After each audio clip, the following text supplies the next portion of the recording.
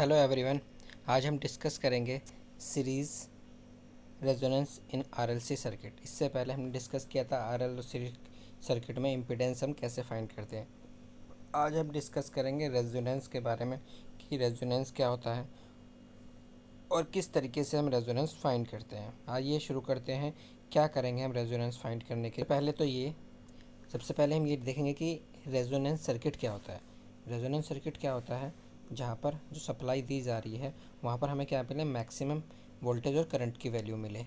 तो ऐसा पॉइंट जहाँ पर क्या हो, मैक्सिमम वैल्यू हो करंट की, ये हम कह सकते हैं जेड क्या आ जाए, आर के बराबर आ जाए या फिर यूनिटी पावर फैक्टर आ जाए। तो हम ये कह सकते हैं कि वो पॉइंट हमारा क्या होगा, रेजोनेंस होगा। हम ये कह सकते हैं कि ऐसा फेज जहाँ पर क्या हो, वोल्टेज, जैसे हमने बताया कैपेसिटर क्या करता है, लीड करता है, तो ठीक है, और इंडक्टर क्या करता है, लैग करता है। ऐसा पॉइंट जहाँ पर हमारा क्या हो, वोल्टेज और करंट सेम फेज में आ जाए, वो हमारा क्या होगा, रेजोनेंस सर्किट होगा या रेजोनेंस फेज होगा। क्लियर है। अब बात आती है रेजोनेंस सर्किट की कंडीशन क्या होती है। तो अगर हम बात करें रेजोनेंस सर्किट की कंडीशन, तो रेजोनेंस सर्किट में क्या होगा, हमारा एक्सएल किसके बराबर होगा, एक्ससी, यानी कि इंडक्टिव रिएक्टेंस किसके बराबर होगा, कैपेसिटिव रिएक्टेंस के बराबर होगा। यहाँ से क्या होगा, डब्ल्यू एल क्या होता है, ओमेगा एल क्या होती है, डब्ल्यू सी होता है, इन्वर्सली प्रोपोर्शनल। क्लियर है। तो यहाँ पर जेड मीनिंग की वैल्यू कितनी आ गई, रेजिस्टेंस के बराबर हो गई। ठीक है। तो यहाँ से एफ़ की वैल्यू क्या आ गई, 1/2π√LC। तो हमारा जो मेन फॉर्मूला है वो आपको ये याद रखना है, जो रेजोनेंस फ्रिक्वेंसी होता है वो कितना होता है। ठीक है, यहाँ से हम निकाल सकते हैं इस तरीके से। पहला स्टेप हमारा ये होगा कि ओमेगा एल क्या होगा, 1/ओमेगा सी होता है।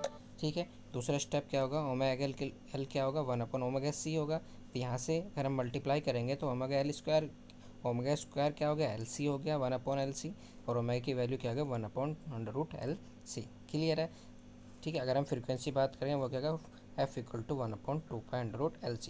तो अगर हमें रेजोनेंस फ्रीक्वेंसी फाइंड करनी है तो उसके लिए हमारा फॉर्मूला क्या होगा, फ्रीक्वेंसी =1/2π√LC। क्लियर है।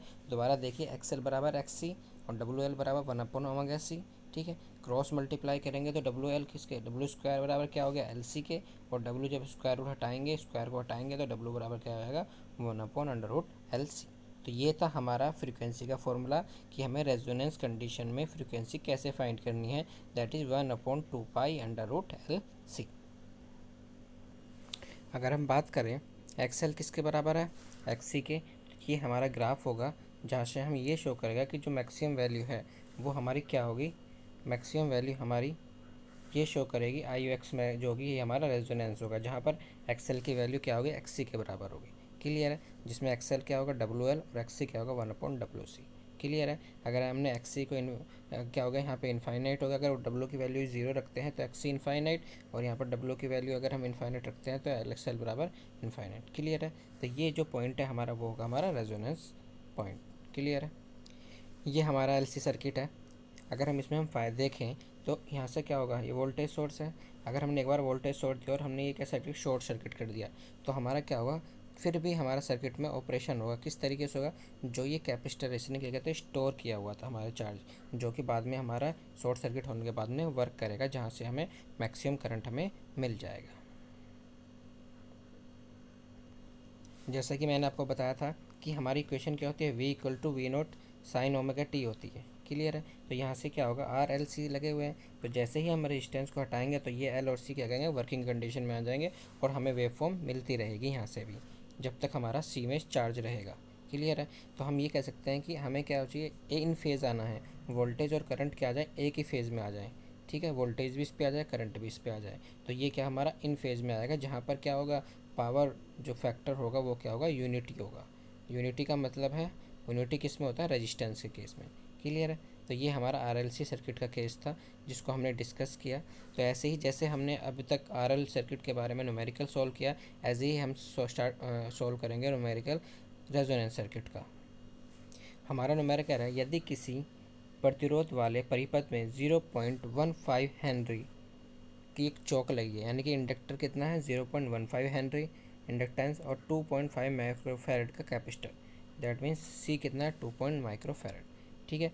और इनको क्या किया, एक सीरीज़ में लगाया गया, तो उनकी फ्रीक्वेंसी रेजोनेंट ज्ञात कीजिए। क्लियर है। तो मैंने अभी आपको पता है रेजोनेंस फ्रीक्वेंसी क्या होती है, 1/2π√LC।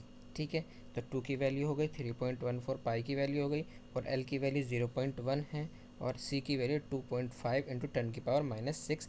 अगर हमें माइक्रो फेरेड को फेरेड में कन्वर्ट करना है तो उसमें 10⁻⁻6 से हमें मल्टीप्लाई करना पड़ेगा। ठीक है, तो ये हमें सॉल्व करने के बाद हमें क्या मिला, 261 हर्ट्स। तो फ्रीक्वेंसी हमेशा किस में आती है, हर्ट्स में आती है। क्लियर है। तो सबसे मेन यहाँ पर क्या था कि अगर हमें माइक्रो फेरेड को फेरेड में चेंज करना है तो हमें 10⁻6 से मल्टीप्लाई करना पड़ेगा। क्लियर है। तो ये था हमारा रेजोनेंस का। तो जो भी रेजोनेंस के क्वेश्चन है आपकी बुक में वो आपको सॉल्व करने हैं, और जो भी प्रॉब्लम होगी वो हमें डिस्कस करनी है। क्लियर है। Thank you and have a good day.